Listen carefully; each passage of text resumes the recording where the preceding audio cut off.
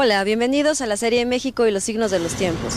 Hoy nos encontramos en el patio central del Castillo de Chapultepec, donde estaremos platicando con el licenciado Antonio Velasco acerca del tema Los niños héroes y la guerra con Estados Unidos. Licenciado, un gusto tenerlo aquí con nosotros. Nuestra última charla nos quedamos comentando cómo estaban accediendo el ejército norteamericano aquí al castillo. Cuando por fin entraron, llegaron aquí, a este patio central. ¿Qué es lo que sucede aquí? Cuando Nicolás Bravo y el general Monterde se dan cuenta que los norteamericanos han cambiado su estrategia y que en vez de atacar por un solo lugar, lo van a hacer por varios, ordenan que las tropas que aún quedaban se distribuyan para rechazar el ataque, y a Vicente Suárez le dan la orden de que se coloque en el patio de honor del castillo, que es justamente por donde los norteamericanos van a irrumpir. ¿Quién era Vicente Suárez? Vicente Suárez nació en Puebla y él va a encarnar una virtud muy especial, que es nada menos que la virtud del amor. ¿Por qué? Porque él tenía una novia allá en Puebla que se llamaba Ana María González, y llevaba con ella un romance de lo más platónico, pero al mismo tiempo de lo más intenso. Hay toda una serie de cartas y de versos. Un poeta, Vicente Suárez. Él era un poeta porque la madre de él era poeta. La madre de Vicente Suárez era una poetisa de cierta fama en la ciudad de Puebla, y entonces él había heredado esa cualidad, ¿no? Entonces él incluso elabora sonetos, que es una poesía bastante complicada y difícil, no solamente en honor de su novia, sino le hace un acróstico a cada uno de sus compañeros, a cada uno de los cadetes que lo acompañan. Entonces él recibe a los norteamericanos aquí en un ataque a la bayoneta, que lo rechaza, y durante un tiempo los mantienen sin poder avanzar. Miguel Miramón, que era otro de los cadetes que también está realizando un combate ritual, lo acompaña, y en un determinado momento le estrellan a una bayoneta a Vicente Suárez en el pecho, pero esta no le llega al corazón porque él traía un relicario en donde tenía un cabello de Ana María, y esta se rompe el relicario, pero no le penetra la bayoneta. Pero ya, como se concentra tal cantidad de tropas en su contra, hay un momento en que lo terminan asesinando aquí justamente en este lugar donde estamos nosotros. Y acude a auxiliarlo. Acude a auxiliarlo Miguel Miramón, que también se batía muy bien a la bayoneta, pero él no es muerto porque los guardianes del castillo tenían un afecto especial por él, que lo consideraban como su hijo adoptivo, y entonces a través de un acto, digamos, de magia, porque fue la realidad, logran salvarle la vida y nada más lo toman prisionero a Miguel Miramón. Entonces la batalla continúa, y el siguiente cadete que va a quedar muerto va a ser Fernando Montes de Oca. Fernando Montes de Oca es el que encarna la virtud de la sabiduría. Él estaba disparando desde una de las ventanas, pero cuando ve que ya los norteamericanos están entrando por este lugar, se arroja de las ventanas para tratar de detenerlos, pero en el momento en que se está aventando por la ventana, recibe un disparo y ya cae muerto, ¿no? Fernando Montes de Oca era el niño aplicado del colegio militar. De hecho, cuando es expulsado, cuando expulsa Santana a Melgar, Fernando Montes de Oca es quien hace la defensa para que sea reinstalado. Así y se incorpora también Juan Escutia al colegio. Así es, qué bueno que lo recuerde, porque la defensa que hace él es con una base jurídica. Es decir, Fernando Montes de Oca es el que realmente creó en todos los niños héroes un gran interés por la historia de México. Se reunían en sus ratos de descanso abajo del castillo, en un lugar donde hay 4 huehuetes, que se les quedó los 4 huehuetes de Miramón, a repasar pasajes de la historia de México, y él había estudiado muy a fondo los reglamentos militares. Entonces, cuando Santana expulsa a Agustín Melgar, él encuentra una disposición que autorizaba al director del Colegio Militar a instalar a alumnos sin ninguna prueba ni ningún documento, es decir, que los podía reinstalar en determinadas circunstancias, como era el caso, en caso de un peligro para la subsistencia del castillo, y así lo hace. Es decir, con base en el artículo tal del reglamento, queda reinstalado Agustín Melgar. Es decir, lo reinstalan, como mencionaba yo, tanto Nicolás Bravo como el general Monterde. Entonces, Fernando Montes de Oca, es increíble, dada su corta edad, ya todo lo que había estudiado de historia de México. Entonces él estaba muy convencido que lo que estaba ocurriendo era un nuevo ataque de hordas bárbaras provenientes del norte, como ha ocurrido muchas veces en el caso de la historia de México, que si no es debidamente nulificado ese ataque y no es debidamente aprovechado por la energía que las hordas bárbaras siempre traen consigo, pueden terminar con México. Entonces fue otra de las razones que le dieron al sargento de por qué había que realizar un combate ritual, porque esta invasión tenía que ser amortiguada y canalizada adecuadamente, ¿no? Todo eso es obra de Fernando Montes de Oca. Entonces él muere al saltar del castillo, y al morir él ya nada más quedan vivos dos cadetes. Uno que es Agustín Melgar, que ya tiene varias heridas, pero Agustín Melgar era extraordinariamente fuerte. Él se había formado con los tarahumaras. Él, de hecho, toda su educación, él era de Chihuahua, la recibió de los tarahumaras, aprendiendo todos sus juegos, sus carreras y todas sus competencias. Entonces, aun cuando él ya estaba sangrando por muchas heridas, él seguía combatiendo.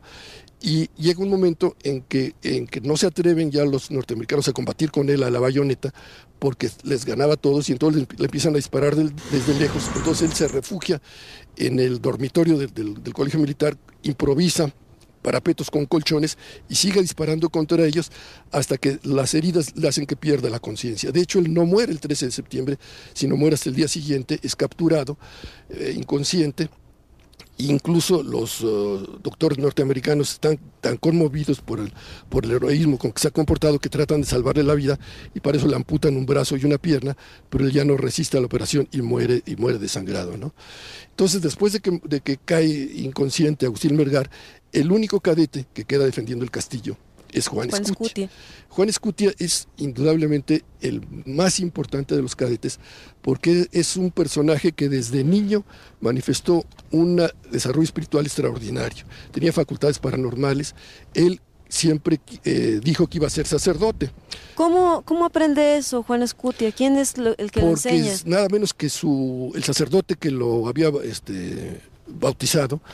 Era un sacerdote que también tenía facultades paranormales. Entonces, toda su vida fue su sacerdote confesor.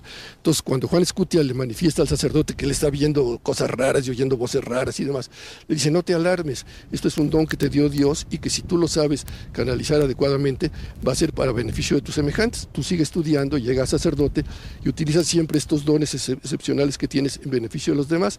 Entonces, él se va a hacer un retiro a Guadalajara. Él era de Tepic. Se va a hacer un retiro a Guadalajara antes de ingresar al seminario, y en ese retiro él lee la vida de Juana de Arco. Entonces él se da cuenta que se puede llegar a ser santo, no solamente a través de la vía sacerdotal, sino también a través de la vía militar. Y él admiraba muchísimo a Morelos, porque Morelos, siendo sacerdote, fue un gran guerrero. De hecho, Morelos es el más grande militar que ha tenido México, ¿no? Entonces él trata de seguir las huellas de Morelos, y entonces él llega al Colegio Militar a inscribirse cuando ya Santana ha prohibido que se admita a cualquier nuevo cadete. Pero volvemos a lo mismo. Afortunadamente en este lugar estaba un general Monterde y un general Nicolás Bravo. Entonces ellos lo admiten no como cadete, sino porque estaba prohibido eso, sino lo admiten como jardinero. Pero él empieza a tomar las clases como cualquier cadete, se incorpora al grupo de los niños héroes, y de hecho él se convierte en el guía espiritual. Él es el líder de los niños héroes. Él, por ejemplo, promueve las caminatas rituales de Chapultepec lo que menciona como rutas sagradas. Como rutas sagradas, es decir, dentro de la Ciudad de México hay rutas sagradas, esta que es la ruta solar masculina, que es la que realizan los aztecas, o la ruta por todos conocida, que es la femenina lunar, que es la que va de Tlatelolco a la villa. Entonces ellos se dedican a eso, a hacer esas caminatas rituales para incrementar su espiritualidad, dirigidos por Juan Escutia y por un maracame huichol que los auxilia también. Entonces él es el líder de los cadetes, y en la noche anterior a la batalla, Nicolás Bravo ordena que se le dé su uniforme. Él muere combatiendo aquí con el uniforme de cadete, aun cuando nunca aparecen los registros del Colegio Militar, porque en ese momento no estaban para estar levantando actas de admisión, pero todos los cadetes cuando se constituye la Asociación de Exalumnos del Colegio Militar, en las reuniones que tenían, lo mencionan y le reconocen ese liderazgo que tuvo Juan Escutia. Entonces, como le decía, hay un momento en que el único cadete que está defendiendo el castillo es él, porque ya todos o han muerto o han quedado heridos, la mayor parte quedaron gravemente heridos o han sido tomados prisioneros. Y lo mismo de los escasos soldados que había aquí, recordemos que cuando se inicia la batalla eran 400 soldados, o están muertos o están heridos o han sido tomados prisioneros.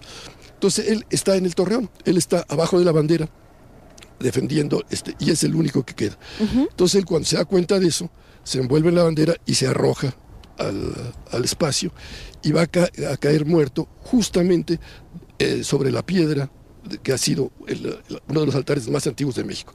A cualquier persona que le interese y que haga la visita al bosque de Chapultepec, que busque el antiguo monumento a los niños héroes, y enfrente está una piedra donde está una placa mencionando que ahí cayó Juan Escutia. Antes de hacer los programas hicimos un recorrido y nos comentaba que algunas personas piensan que no es así porque en aquella parte se le añadió una parte del castillo en la época de Maximiliano. Sí, mucha gente que viene al castillo dice, eso es puro cuento. Si el señor se hubiera aventado del torreón envuelto en la bandera, no hubiera caído al vacío, hubiera caído en el corredor que hay aquí. Pero se les olvida que ese corredor no existía en 1847. Es decir, el castillo es remodelado por Maximiliano. Cuando él viene a vivir aquí, hace toda una remodelación, que es el castillo que actualmente conocemos. En aquella época, en 1847, el castillo daba directamente al vacío. No había este corredor que existe ahora para recorrerlo, dándole la semivuelta, digamos, ¿no? Entonces, por eso, cuando él se arroja, cae directamente al espacio, se golpea con todas las rocas y va a quedar muerto en el altar ese prehispánico, que es un altar muy especial, porque recuerden ustedes que cuando los aztecas conquistan el Valle de México, sienten que el bosque es tan sagrado que no hay entre ellos ninguno que posea la espiritualidad suficiente para ser el guardián del bosque, y designan a Nezahualcóyotl, o sea, al rey de Texcoco. Chapultepec no estaba en la jurisdicción de Nezahualcóyotl, y sin embargo él es el que es el guardián. Y entonces Nezahualcóyotl establece la costumbre de que donde él puede regir, nunca debe haber sacrificios humanos. Entonces, en ese altar, que como les digo es un altar antiquísimo, de 3000 años de edad, desde la época teotihuacana, nunca se practicaron sacrificios humanos, sino siempre rituales muy luminosos, ¿no? Entonces ahí es donde queda el cuerpo de Juan Escutia, y ahí termina la batalla de Chapultepec. Hay batallas que se pierden ganando, ¿no? Esta, pues, después de la heroica defensa que hacen los niños héroes, podemos considerarla una de ellas, y que le deja un mal sabor de boca, por supuesto, a los invasores norteamericanos. ¿Sí es así? Totalmente de acuerdo. Esta batalla aparentemente se pierde militarmente, pero tal como ellos esperaban, al hacer de esto no un simple combate militar, sino un combate ritual, va a producir un impacto en el inconsciente de la nación mexicana, el inconsciente del pueblo va a producir un impacto. ¿Por qué? Porque va a generar un sentido de unidad, de tal forma que cuando ocurre la invasión francesa, ya México es otro, ya tiene un sentido de identidad nacional muy fuerte, y se va a unir todo el país para rechazarlo. Entonces, el ejemplo que ellos van a dejar va a continuar. Este mismo ejemplo, incluso cuando en la Ciudad de México se enteran de lo ocurrido, decir, ¿qué pasa después de la toma de Chapultepec? Bueno, pues los norteamericanos entran a la Ciudad de México. Santana ha ordenado que se abandone la Ciudad de México y se ha llevado el ejército a Querétaro, pero buena parte del ejército, como hemos mencionado, estaba formado por voluntarios que eran habitantes de la Ciudad de México. Entonces, cuando se los llevan a Querétaro, en vez de defender la Ciudad de México, ellos se salen del ejército y se vienen a la Ciudad de México en forma aislada y anárquica. Pero cuando entra el ejército norteamericano a la Ciudad de México, es recibido por un pueblo en armas que los rechaza por todos lados. Es decir, hay combates por toda la ciudad. Y hay claro, por supuesto, porque luego tuvieron la osadía de ondear la bandera en el Palacio Nacional. Que por cierto, al primer soldado norteamericano que iza la bandera recibe un balazo, es decir, un mexicano le dispara y lo mata, termina de ondear la bandera y cae muerto abajo de ella, porque hay un rechazo de todo el pueblo a la invasión y ellos no se pueden salir de sus cuarteles porque inmediatamente son asesinados. En las noches, por ejemplo, había cacería de cualquier norteamericano que se apartase del cuartel. Pero de todas maneras el gobierno de México desaparece, Santana huye, deja el gobierno acéfalo y entonces se crea toma la presidencia el presidente de la Suprema Corte de Justicia, Peña y Peña, y se inicia un diálogo de paz con los invasores. ¿Qué ocurre en ese momento? Bueno, como decía yo a ustedes, el ejército está aislado, ¿no? Las guerrillas siguen operando en todo el camino. Pero por otra parte, no hay un ejército mexicano en pie de lucha. Entonces, se llega a un acuerdo que, pues, desde un punto de vista fue benéfico, desde otro punto de vista fue terrible. Lo terrible fue que México pierde la mitad de su territorio. Eso ha ido cuando firman el tratado de la Villa de Guadalupe Hidalgo. Es decir, se pierde la mitad del territorio, pero se conserva la otra mitad, porque la invasión tenía por objeto anexarse la totalidad del país. Sí. Entonces ven que no va a ser posible hacerlo, es decir, porque tienen un bocado demasiado grande que no se van a poder tragar, ¿no? Entonces, ni modo, se tienen que conformar con quedarse nada más con la mitad y nosotros nos tenemos que conformar con haber perdido la mitad. Fue la mitad quizás más grande, pero fue también la mitad más deshabitada, ¿no?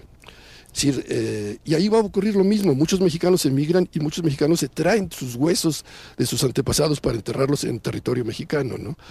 ¿Qué podemos considerar que fue el legado que nos dejan los niños héroes a los niños de hoy y bueno, y que nos los dejan a todos los mexicanos? Bueno, mire, yo creo que este es el aspecto más importante de estas pláticas, ¿no? Ver cuál fue la herencia, el legado de este evento. Hemos dicho ya el primero, quizás el más importante. Creó un sentido de identidad nacional que no existía antes en México. Recuerden ustedes que todavía en esa época había varios estados de la República que estaban jugando con la idea de independizarse. Sí. Otros incluso había un grupo de gentes que se querían anexar a los Estados Unidos y que habían colaborado traicioneramente en esta guerra. Todo esto va a desaparecer, ¿no? El sentimiento de identidad nacional que se crea como resultado de esta batalla va a permanecer en México. Creo que ahora todos los mexicanos, salvo alguna gente que esté totalmente loca y sea traidora al máximo, pretendería anexarse a otro país, ¿no? Es decir, hay un patriotismo que se genera a partir de ese momento. Y otra cosa que yo considero que es fundamental fue la herencia que dejó en el ejército mexicano. Si ahorita nosotros fuéramos al colegio militar y entráramos a la sala de armas, encontraríamos ahí 2 cadetes haciendo guardia. Si vamos a las 2 de la mañana, igual. Y estos cadetes están haciendo guardia, aun cuando nadie los esté observando ni nadie los esté mirando. Delante de estos cadetes están nada más los nombres de los niños héroes. Esto les va dando un sentimiento muy especial. Los nombres de los niños héroes se pasan lista en el colegio militar permanentemente para ver dónde están y se dice, fulano de tal murió por la patria. Entonces esto les ha dado a los militares mexicanos un patriotismo muy especial que se ha traducido en cosas concretas que quizás no hemos podido valorar suficientemente. Recordemos que en la década de los 60 y de los 70 del siglo pasado, o sea, hace muy pocos años, cuando estaba la Guerra Fría entre Estados Unidos y Rusia, los Estados Unidos consideraron que la solución más conveniente para sus intereses era que todos los países latinoamericanos se unificasen teniendo gobiernos militares. Y en países con una tradición democrática mucho mayor que la nuestra, como fue el caso de un Chile o de un Uruguay, se dieron golpes de Estado y tomaron el control los militares. En México no hubo golpe de Estado. Porque había un patriotismo bien arraigado. Porque aun cuando ellos lo intentaron, es decir, trataron de cooptar a militares mexicanos para que dieran un golpe de Estado, el rechazo que recibieron fue siempre unánime. Jamás hubo militares mexicanos que se prestaron a dar ese golpe de Estado. Los militares reconocen los niños héroes y los veneran, pero sin embargo hubo una serie de ataques infundados en contra de los niños héroes. ¿A Así qué se debe es, esto qué bueno y que lo cuáles son los mencione ataques? porque fue algo que yo me atrevo a decir que fue algo diabólico. Es decir, allá al principio de los 90, algunos historiadores, incluso historiadores mexicanos, se prestaron a una campaña en contra de los niños héroes. Se llegó a afirmar, algunos llegaron a afirmar que no existían, pero eso era tan absurdo, porque ahí están los documentos de cada uno de ellos en los archivos de la defensa. de la Defensa Nacional. Pero sí se mencionaron dos cosas. Una, ¿cómo es posible que se considere héroe a un cadete, que es el caso de Agustín Melgar, que hay una constancia de que fue expulsado del colegio militar por desertor? Se mencionaba eso, se mencionaba su acta de expulsión, pero no se mencionaba que quién la había dictado, que era Santana, y por qué motivos la había dictado, ¿verdad? Porque él había asesinado a su padre y porque no le había querido rendir honores. Entonces, otra cosa que se mencionó es, oigan, el cadete más importante, es el que se arrojó envuelto en la bandera, no existió porque no hay constancia de que haya sido cadete del colegio militar. Claro, no hay constancia porque no se levantó su acta de admisión porque ya se estaba en pleno bombardeo, en ese pues sí.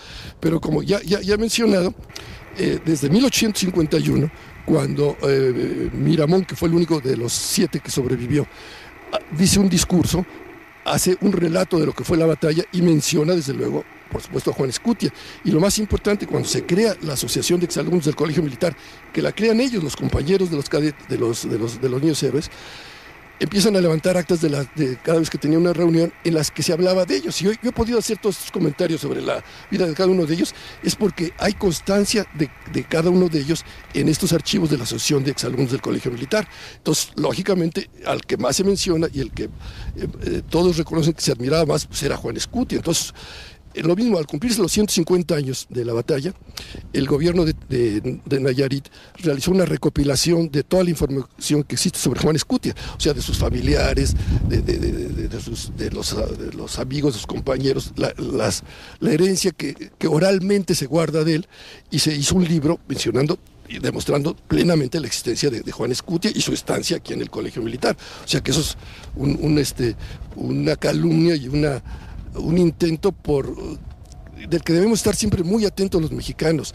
de no dejar que se nos prive de nuestra memoria histórica, porque esas son nuestras raíces, esas son las que nos dan fuerza, las que nos dan identidad, las que nos dan un sentido de patria. Si empezamos a ignorar a nuestros héroes, pues nos vamos a quedar sin bases. Y entonces, en una etapa tan difícil como es la que está viviendo el mundo, de globalización, que está muy bien que existe esa globalización, pero siempre y cuando mantengamos nuestra identidad como pueblo y como nación.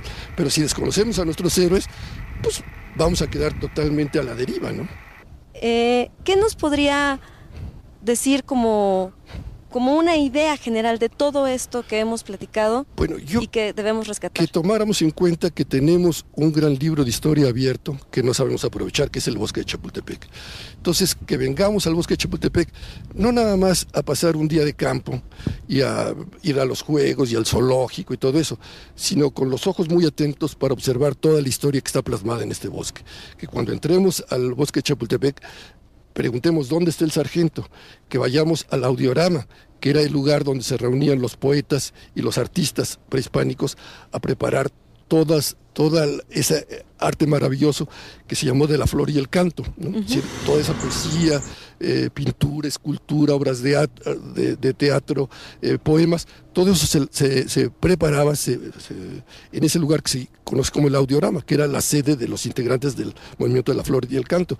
Que conozcamos el antiguo monumento a los niños héroes, donde están no nada más sus nombres, sino los nombres de todos aquellos que quedaron heridos y prisioneros, donde está precisamente también el nombre de Miguel Miramón.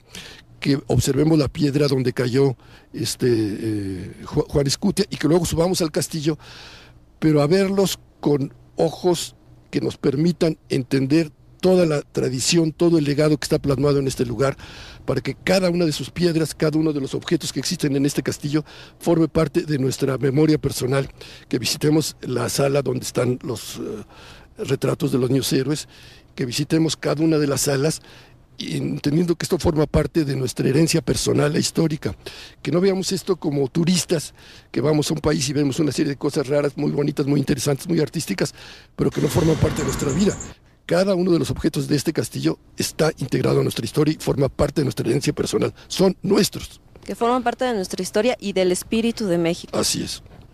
Desafortunadamente hemos llegado al final de este programa y también al final de este tema. Le agradecemos muchísimo que haya compartido sus conocimientos con nosotros. Y también les agradecemos a ustedes que nos ven desde sus hogares, el que nos reciban y que nos sigan por Aprende TV. Nos vemos para nuestra próxima emisión.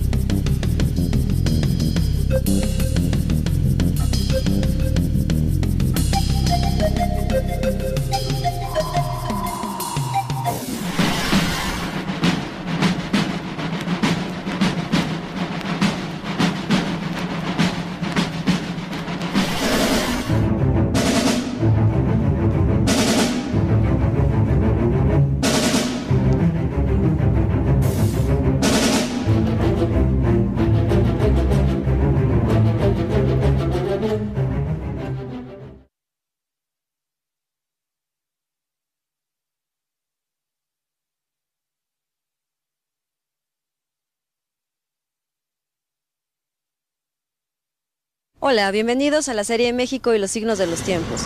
Hoy nos encontramos en el patio central del castillo de Chapultepec, donde estaremos platicando con el licenciado Antonio Velasco acerca del tema Los niños héroes y la guerra con Estados Unidos.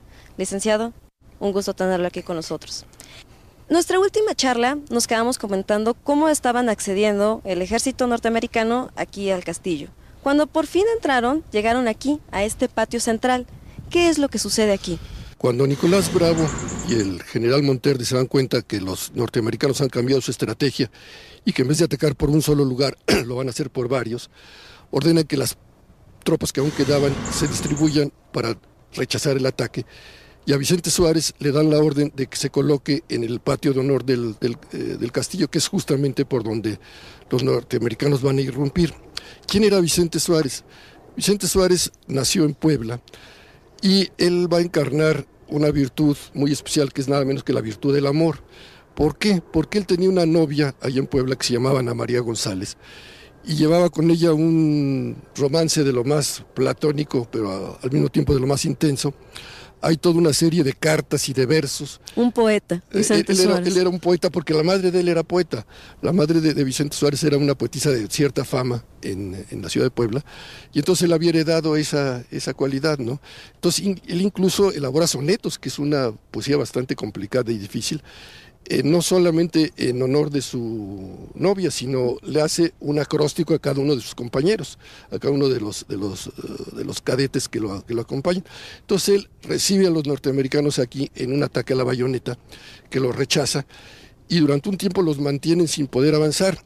Miguel Miramón, que era otro de los cadetes que también está realizando un combate ritual, lo acompaña, y en un determinado momento le estrellan a una bayoneta a Vicente Suárez en el pecho, pero esta no le llega al corazón porque él traía un relicario en donde tenía un cabello de Ana María, y esta se rompe el relicario, pero no le penetra la bayoneta, pero ya como se concentra tal cantidad de tropas en su contra, hay un momento en que lo terminan asesinando aquí justamente en este lugar donde estamos nosotros y acude a auxiliarlo.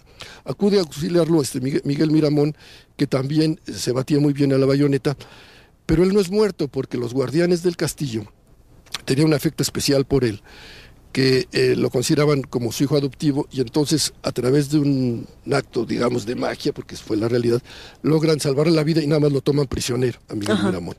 Entonces la batalla continúa, y el siguiente cadete que va a quedar muerto va a ser Fernando Montes de Oca. Fernando Montes de Oca es el que encarna la virtud de la sabiduría. Él estaba disparando desde una de las ventanas, pero cuando ve que ya los norteamericanos están entrando por este lugar, se arroja de las ventanas para tratar de detenerlos, pero en el momento en que se está aventando por la ventana, recibe un disparo y ya cae muerto, ¿no? Fernando Montes de Oca era el niño aplicado del colegio militar. De hecho, cuando es expulsado, cuando expulsa Santana a Melgar, Fernando Montes de Oca es quien hace la defensa para que sea reinstalado. Así y se incorpora también Juan Escutia al colegio. Así es, qué bueno que lo recuerde, porque la defensa que hace